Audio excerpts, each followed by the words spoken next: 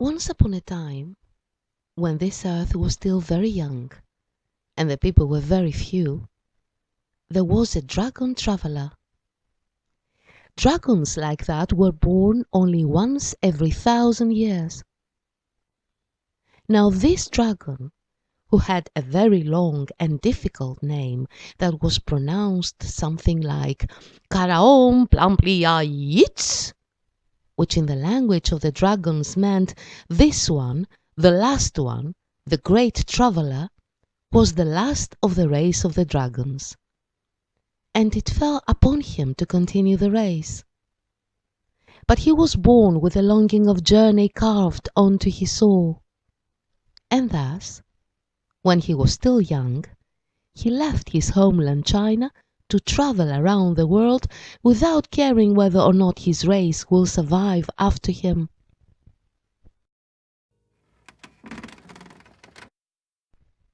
Now, because his name is very difficult, I will call him Karaom from now on. During his travel, Karaom tried to keep away from people, because he knew that only in China humans knew that dragons existed. But when he reached that land that was a little further north from the mountains of northern Greece, he got thirsty and searched for a spring to drink some water. It was dark, so he thought that people would already have gone to bed, and even if he met someone, he would glide amongst the shadows and hide. Drawing near the spring, he looked in front of him and behind. He looked right and then left, and as he saw no one, he bent to drink some water. And just as he was carving his body, he suddenly saw a young woman that loosened her long braided hair to wash them in the spring. It was a close call. Karaom barely caught himself in the air and hid behind some trees.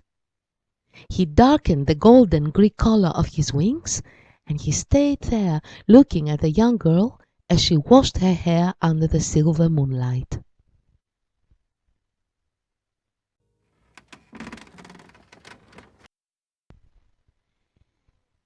They say that dragons fall in love only once in their life. They also say that they never fall in love with a she-human. But for the first and the last time in the history of the race of dragons, Karaom, the dragon traveler, the last of the dragons, fell in love with a she-human. He stayed there hidden, looking at her as she washed her hair. And when she finished and took the road back to her home, he followed her. Step by step, walking hidden amongst the alleys of the little village, Karaom felt his body shriveling, because when dragons fall in love they can, if they want to become so small that they can fit in a matchbox. Small like this, he glided in her room through a crack in her door, and when she fell asleep, he loved her.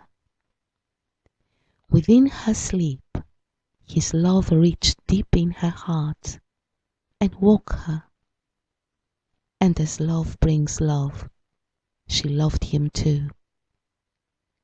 And from the love of Karaom, the dragon traveler, the last of the race of the dragons, and of a she-human, a son was born.